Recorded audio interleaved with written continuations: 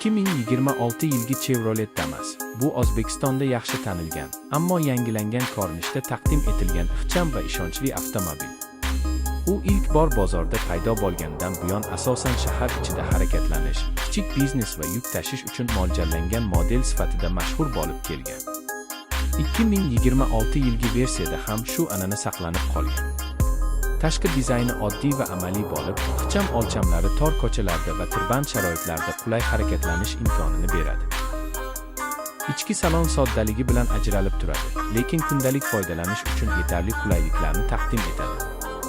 O'rindiqlar joylashuvi va salon hajmi kichik bo'lsa-da, funksional jihatdan samarali.